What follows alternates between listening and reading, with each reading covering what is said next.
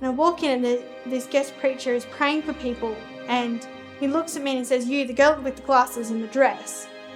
I'm like, "Oh no." Stand up. Says, "The enemy tried to kill you at birth, before your conception, during your mother's pregnancy with you, as soon as you were born, and your whole life the enemy has tried to kill you. But God has used you to be a testimony to people, and when they hear your testimony, they cannot deny that Jesus is real." So thank you so much for having us here at 105.1 Rima Wide Bay, the local Christian radio station here in Harvey Bay. We're excited to be here and to hear your testimony. Why don't we just start off with who you are, where you're from, what you do? Hi, I'm Karen and I live in Harvey Bay, Queensland. I'm 20 years old. I volunteer here at 105.1 Rima Wide Bay doing social media and pre-recording. I also volunteer in other community organisations, and I'm a second year university student studying a Bachelor of Social Work. So tell us a bit about your early life, what it was like growing up for you. Was there any Jesus in your life at all? Yeah, so I grew up in a Christian home. I was born in Canberra, the Australian Capital Territory, and I lived for the first 7 years of my life with my mum, my dad, and my poppy lived in our granny flat at the back of our house. My dad wasn't a Christian. He knew God before I was born, but when I was born, he didn't have a relationship with Jesus. But my mum and my poppy both were Christians, and they would take me to church, and I grew up around God. I think I've always known Jesus and had a relationship with him. The earliest sort of memory / story that I have is when I was a kid, there was this series called the Lost Sheep series, and it's like books like of Jesus leaving, God leaves the 99 to find the one. There was one about I'm the vine, you are the branch, and it was called Basil the Branch. But my favourite was Bob the Bird, and it was from the parable in Matthew around how God provides for the birds in the sky, so won't he provide for you? And it's basically this bird that goes out and sees all of his other bird friends overlooking these people and going, well, why are they so worried? Don't they have a Father in heaven like us? And it ends with Jesus in the middle saying, we provide for the birds in the sky, so won't God provide for you too? And I remember I would always grab that book and I'd run up to Mum and go, Bob the Bird, Mummy, Bob the Bird. And when I grew up, Mum was like, did you know that when you did that, I was actually worrying about money and I was really struggling, but God used you to tell me? So I think I've always it's been so natural to me that I didn't realise I had it, if that makes sense. I sort of took time to develop and understand what that was. My mum has a condition called periodic paralysis, and that is basically where she overheats, her body goes fully paralysed. And whenever she fell pregnant, as soon as the embryo was fertilised, her body saw it as parasite and would totally eliminate it as soon as possible. So for Mum, conceiving was a difficulty. But on top of that, my dad, later on we found out he's got a rare genetic condition like what I have, and that also played issues. But on top of that, my dad was on the first ever round of Roaccutane. If you don't know what that is, it's an acne medication that deals with really bad, severe cystic acne. And it was double to triple times the amount of what I was on. So we were on it for the same amount of time, but he was on at least double what I was on. I was on 20 milligrams. Dad was on, I think, 40 or 60 milligrams. And on 20, it says it can make you infertile. On 60, it was a pretty much guaranteed that it would. So the fact that my parents had a child to begin with was a miracle. And then when I was born, I came out all red and they couldn't work out why. They thought I was allergic to the air, but it turned out it was actually severe eczema, and I lived with that for the first 7 years of my life. But then they took me home, they tried to feed me, I was growing up, but I rejected every food, and the doctors was telling my mum she was an overreactive mother, there was nothing wrong. I was 7 years old and I was still being pushed in a pram because the moment I'd walk, I'd start crying, and Mum couldn't work out why. Years later, in year 3, we had a teacher who said, hey, I think your daughter might have dyspraxia, which is developmental coordination delay and deals with low muscle tone, talking about coordination and sort of the ability to balance as well.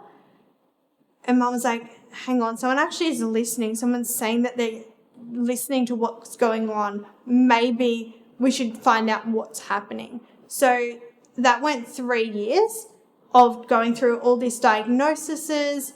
By grade 6, I was fully diagnosed, but I didn't actually find out my full list of conditions till I was 18.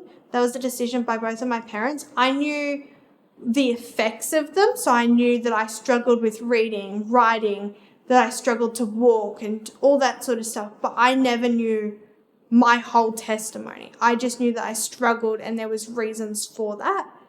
But I remember, and my mum loves telling this story, is when I was in grade 4, so halfway through this sort of process of getting diagnosed, there was a condition put on me that I didn't know about at the time, but it's called autism. I'm clinically diagnosed with autism level 2. So that, to the world, that means a lot of different things. To me, it just meant I struggled with things. And my mum, the school told my mum that they needed to put it on my papers to get me funding, to get me support. Mum said, no, you can put down the symptoms and what she's struggling with, but you're not putting that there. You're not labeling my child with that. And instead she put on my desk a little chart and it had, you are loved, you are wonderful, you are beautiful. And it had a few different verses on it. And every time I'd struggle, that was what I had to do, was read it until I could calm down and understand that I can do all things through Christ who gives me strength. So I think most of my life was one trouble after the next, barely walking, struggling with food. Found out that my mum was told that when I was diagnosed, I was walking, but I wasn't running, I wasn't skipping, I wasn't hopping. And they said that I would never do those things. I'd never hula hoop. But a year later, I was at a festival called Mary Poppins Festival, and they had hula hoops. And I picked one up and I did it. So I picked up another one and I was spinning 2 on me. And then I sort of loved doing it. And eventually I had 20 hula hoops on me at once. Yet the doctor said I should never be able to do that. So that was sort of the first time that God started to show there was something different. For me, I grew up around the church, grew up knowing Jesus. I was in about, I think I was 10 or 11, and my pastor actually saw there was an anointing on me. And he was like, I'm going to take you on and mentor you. And it happened as a silly little thing as I was walking past him. I was a bit courageous young kid. I had a lot of confidence.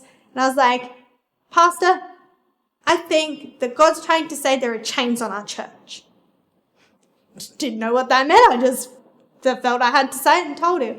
And so that's when he sort of decided to mentor me. And it would be the smallest little sentence. I might get 1 word or 2 words and go up to him and say it to him. And then he would give me the mic and go, okay, you have something God wants to tell the church. Go and tell it.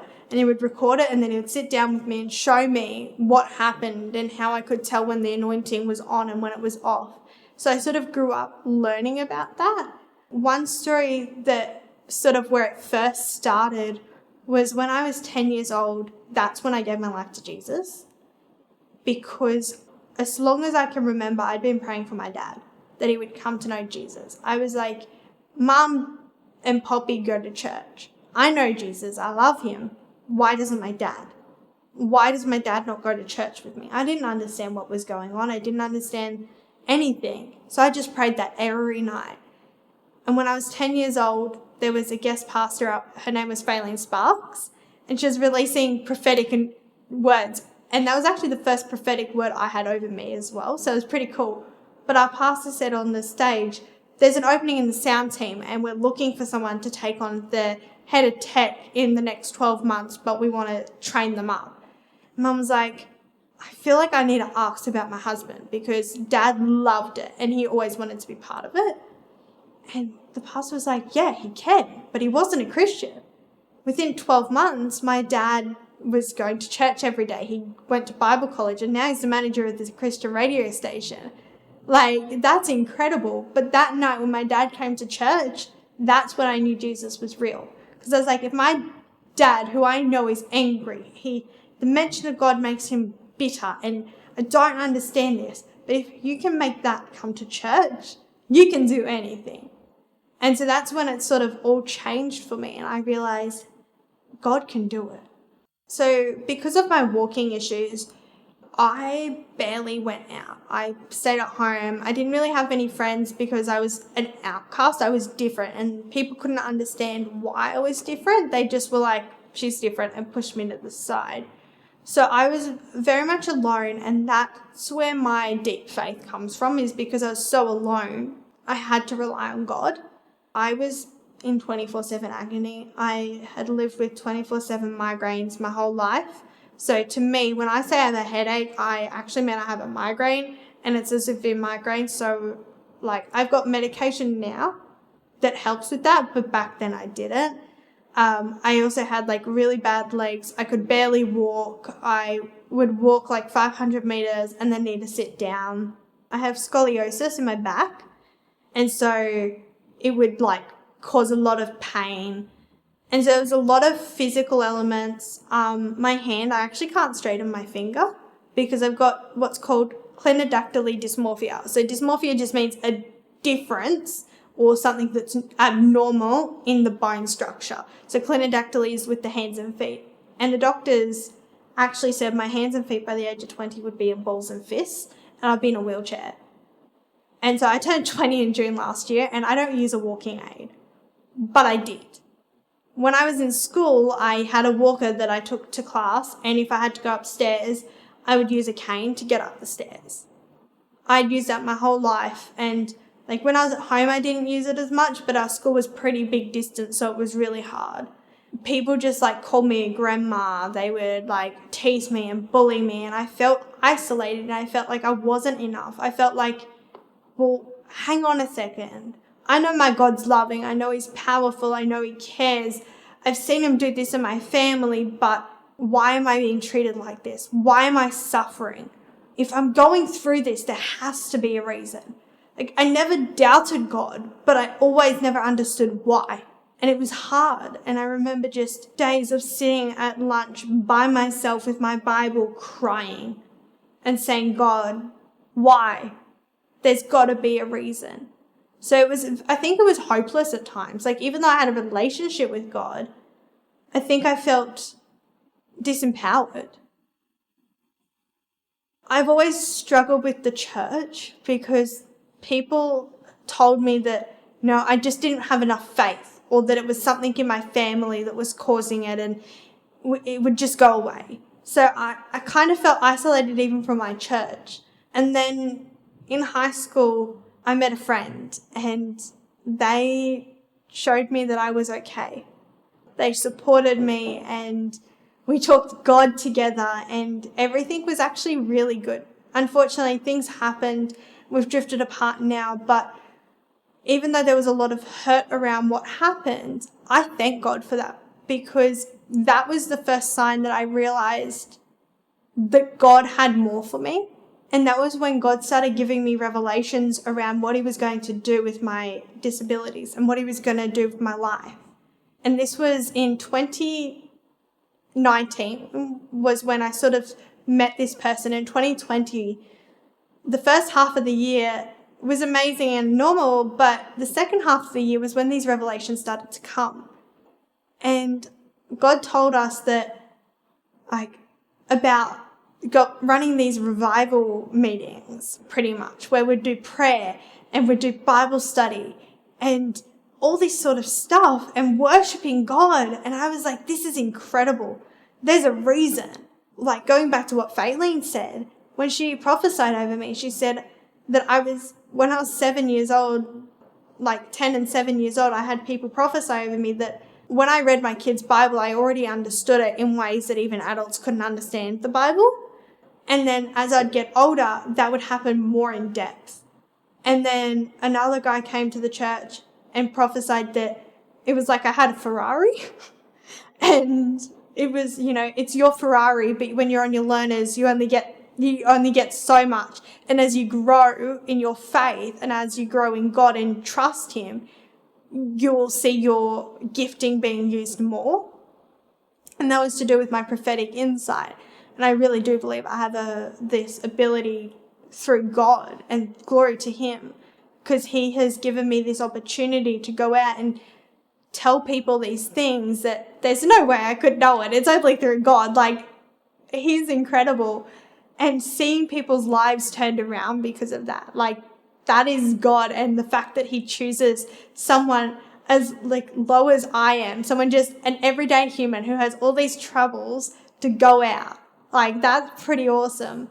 But I remember sitting there one day and I was with my friend and I was sort of like going, God, what on earth? What am I meant to do? Like, I've got all this pain, I've got all this suffering.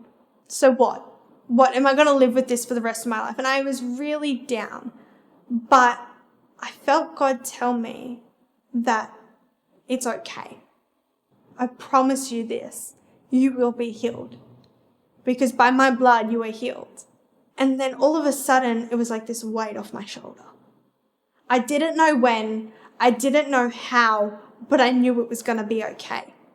But the week after high school, my mum found out she had ovarian cancer. And my whole life was turned upside down. I had been on this high for 2 years of, like, I had a vision. I knew what God was going to do. I was like, God's going to use me. There is a purpose. There is a plan. I'm not going to be alone in this world. For all these years, I felt like I was nothing. And now I feel like God has something for me, but you're going to leave me without a mum. I was like, that's hard. The people in our church that we started to get close with, like all my life we didn't have close people and we just started to get this, they all left in our time of need. And then all these community groups that God had put me in, I wasn't able to go there anymore. Things happened and I lost it all. So I was just alone. I thought I would have no family. I had no friends and I just was done. And I just remember sitting there and going, God, help me through this. 22, my mum went in for a surgery. And when they went in, they found cancer. We were pretty sure we were going to lose her. When they removed it, they retested her and there was no cancer. Like, how does that happen? How can someone have cancer and then not have cancer? The same thing happened to my dad. He had precancerous cells in his stomach for years. For 10 years, he had the scans and they were still there. They don't leave. They can get worse or they stay the same. They might never turn into something, but you can't get rid of cancerous cells. We prayed, and when he went in, it was gone. Like, how does that happen? That is only by the grace of God. So when all this is happening, even after Mum came out of the surgery and she was okay, I still had nothing. But I had God. And I knew that God had gotten my mum through it. God had gotten my dad through it. The fact that my parents had a kid is practically impossible. The fact that I'm walking and talking is impossible. Doctors didn't think I'd graduate year 12. I did it. So if all this has happened, even through this, I'll get through it. And 2 friends reached out to me. One of them was the high school friend that I had basically separated from. And another friend that I knew through them said, hey, there's this youth event coming up. You need to come. I was like, that's great. I graduated high school. I'm 18. I can't go to a youth event. And they kept hassling me and I was done. Because on top of that, every time I open my phone, I open Facebook, because my anxiety habit was always to go to my phone and scroll Facebook. So when I was getting anxious, I'd go there. And the first thing that would pop up was this youth event. I was like, God, is there something going on here? Should I be going to this? If it will shut everyone up and if it will make everyone happy, I'll message the youth pastor. And I said, hey, explain the situation. I've got a blue card. I'm happy to come along as one of your leaders. And I was like, please say no. Like, in my head, I was not in the space. And I was like, God, just please let it be no. And I was in Brisbane and I got the text message, sure thing. I've booked you in as one of our leaders. We'll see you there. I was like, oh no, what is going on here? And the week leading up to it, I've had a flare-up. And I hadn't been using my cane for a while, And all of a sudden I needed my cane again. And my whole life I'd been bullied for this cane. My whole life I had been put down and said all this stuff. And I couldn't do it. And I was like, I'm not going. I'm not going. But my two friends were going. So I was like, I'm going to go. And then one of them pulled out and I was like, oh no. Like, I can't do this. I'm done. I can't do it. But even the friend that pulled out was like, God's told you you've got to go. And my family has this mantra, if God said it, that settles it. So I was like, well, I'm in pain. I feel like crying. Don't want to go. But if God said it, that settles it. So I rocked up, went to the camp, and I was in so much agony. Like, my back was killing me. My legs were sore. I felt like crying. I was in a depression spiral. My anxiety was through the roof. The friend that was there with me kind of went off and was hanging out with other friends, so I was alone. And I was like, why am I here? I'm done. And I rang Mum that morning, like that afternoon, and I said, hey, I'm in pain. I'm alone. If it doesn't get better by tonight, I'm going to send you a message. Can you come pick me up tomorrow? So that night, I walk into the night session. I don't want to be here. I'm going to sit at the back. For the first half of the day, I was sitting right at the front, in the front row. And nothing happened. I was just done. I decided to sit at the back, in the back row, right on the corner near the exit, because I wanted out. And all of a sudden, this wave came over me. I was in the most pain I'd ever felt in my whole entire life. Like, I'd lived my life going through migraines and flare-ups and all this, and it felt like I had every condition go to explode. My head was pounding, my legs were wobbly, and I could barely breathe, and I was done. And I was sitting there. I was like, I'm going to have to call an ambulance. I'm shaking. The pastor opens up the altar call and says, if anyone needs prayer, come out the front. I was like, well, what harm can it do, right? Like, I'm already in this much pain. 5 more minutes ain't going to hurt. So I went up to the youth pastor that I'd messaged to go to this event. And I just looked at him and I was shaking. And he's like, are you all right? Like, in my head, I'm like, no, I'm not all right, clearly. But he was like, no, like, what's going on? And I'm like, I can't talk. I'm like, I feel sick, worse ever than I have ever felt. And he's like, let's pray. It's like, of course we're going to pray. Like, that's why I'm here. So he prayed for me. And then, like, I started to be able to breathe. I was like, started telling him what was going on. And I remember falling down. And I've, like, fallen down under the Spirit.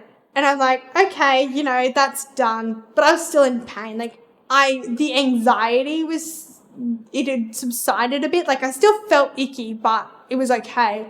And he's like, I've got to keep praying for other people. But he called over the pastor from another church and he said, can you come over here and pray for her until she's healed? Pray for her until she's not in pain anymore. And I was on the ground at this point. In my head, I've gone, well, we're going to be here all night. Like, what are we doing here? And so he starts praying for me, like just standing above me, and I'm on the ground. And then he grabs the captors and says, pick her up. And he starts praying for me, and I fall down. And he tells them to pick me up. And this happens 5 times. And I'm like, at this point, I'm exhausted. But I was so caught up in what was going on, I didn't realize my pain had subsided. And I left that meeting not using my cane. I was walking around. Before this, I am barely able to walk with a walking cane, and I'm standing for a whole song jumping up and down praising God in the mosh pit by the end of this. Like, this was crazy. And like, I was like, oh, thanks God, like you let me enjoy this. And then when Mum went through her cancer scare, we sort of started realising we needed to move.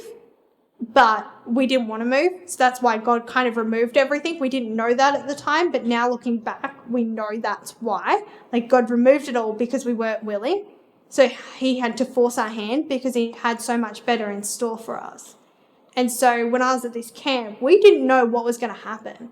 We'd just been told that our house that we'd lived in for 13 years was going for sale. We had to leave. And when I was at this camp, God said, you're moving to Harvey Bay and this is your new church. And so go home, tell my parents. Mum's like, she knows that I can hear from God, and she's like, maybe I should consider it. Just consider it. Dad was like flat out, no, we're never going to Harvey Bay. And I was like, hey, I had the first opinion as you, so we're all good. As the year goes on, we work out we need to move to Harvey Bay. We moved to Harvey Bay January 23. I now have a church that is loving and accepting of me. I have all the community groups that I was part of in Maryborough. I've actually re-established connections with them, but now doing it in Harvey Bay. I have a job, which is pretty cool because, like, considering the conditions I had been diagnosed with, I didn't think I would be able to do that. But at the same time, I'm studying a Bachelor of Social Work. I'm part of 3 or 4 panels. I've gotten to help people in the mental health and disability community. And I've gotten to talk to people about Jesus that don't usually get talked to because of the fact that they're in these areas that are usually judged and thrown to the side. But I've gotten to talk to them and show them love. Yet I still felt like I wasn't enough. I still sat there and was like, that's great, but what about everything you promised me, God? What about being healed? And that's when God said, well, if you want healing, be open about what I've done in your life. So I started sharing my testimony. And person after person was shocked because they were like, you're disabled? What? I'm like, well, no, I'm not disabled. I'm diagnosed with these conditions. I'm like, yes, I've got these conditions labelled on me, but that's not my story. Jesus is my story. He is my healing. He is my hope. And he's gotten me through all of this. And when I started telling my testimony, met a friend last year and he was an atheist at the time, but going to church. And he was like blown away because he was like, what the heck? And then we had a special guest preacher. And that morning that this guest preacher came, I was in the car with one of my friends and I was like, I don't get it. I just want answers. God never answers me. He always just goes, deal with it. He always just says, trust me. Yeah, that's great. I trust you, God, but just give me a little bit of a timeline. Just give me a little bit of a push to tell me that I am on the right track. You know what I mean? Like, I don't care. I don't need all the answers. I just want to know that I'm following the right direction. And I walk in and this guest preacher is praying for people and he looks at me and he says, you, the girl with the glasses in the dress. I'm like, oh no. Stand up. Says, the enemy tried to kill you at birth, before your conception, during your mother's pregnancy with you, as soon as you were born, and your whole life the enemy has tried to kill you. But God has used you to be a testimony to people, and when they hear your testimony, they cannot deny that Jesus is real. This is your story, and God is going to use it for good. And I'm not going to share it because I trust God's timing, but he actually gave me a timeline for when my healing would happen. Considering I said, God, give me a timeline for my healing, and then he outright told me a timeline. He was like, and also God says, this many years, that's your year. And I was like, well, that's my answer. So I've taken that and I'm praying on it. The end of this was sort of last year at the same camp, a year later. I had forgiven people and I had said, God, I'm ready. I'm ready to let go of all this pain, of everyone who bullied me, everyone who told me I was an outsider, everyone who said I wasn't good enough, everyone who had rejected me and my family. I need to forgive. In high school, stuff happened and I felt broken and I was brokenhearted and I was alone.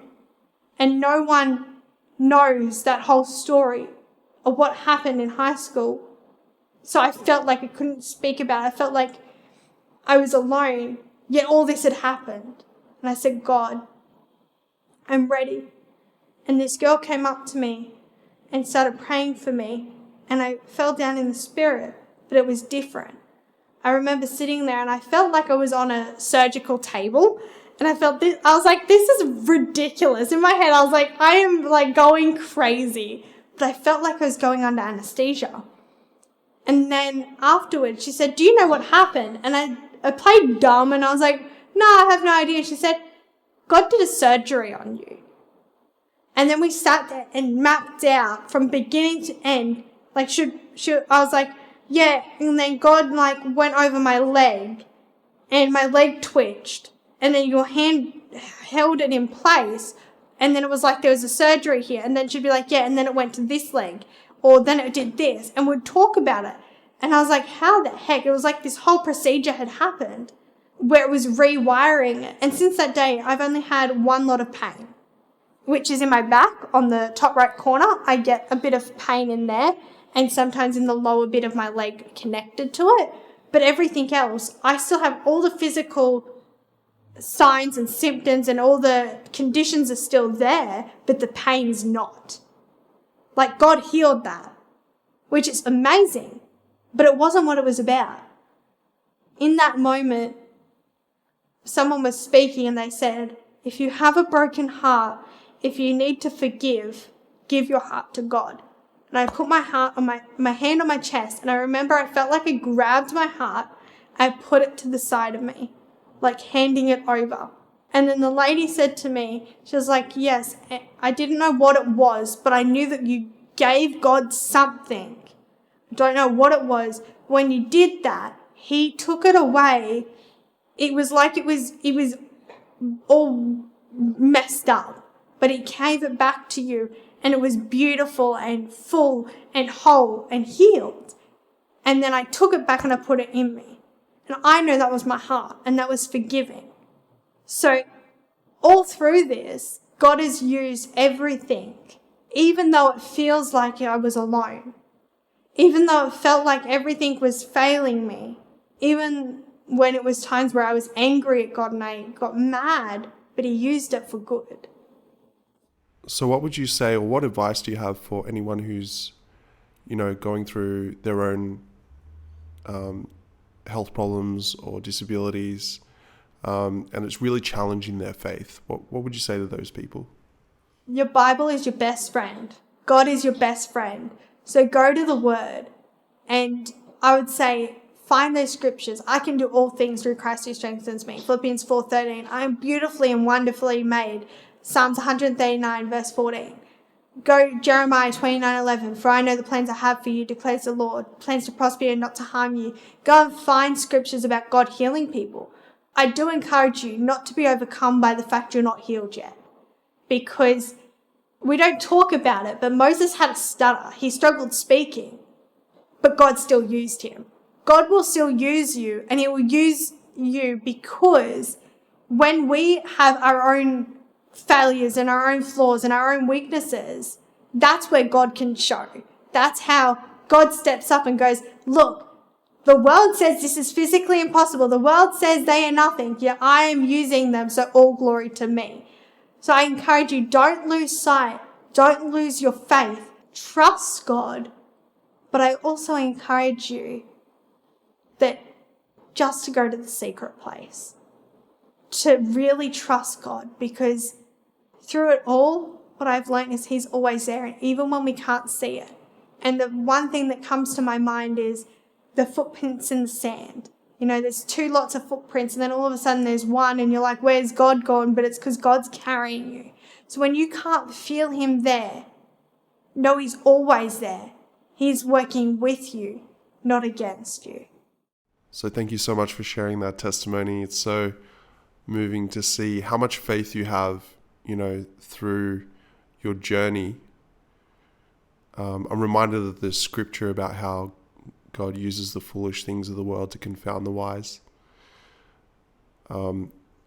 Last thing to do is just to pray for everyone who's been watching. Yeah, so Lord God, right now I pray over every single one of these people. Lord, I give you their hearts and I say, God, touch them.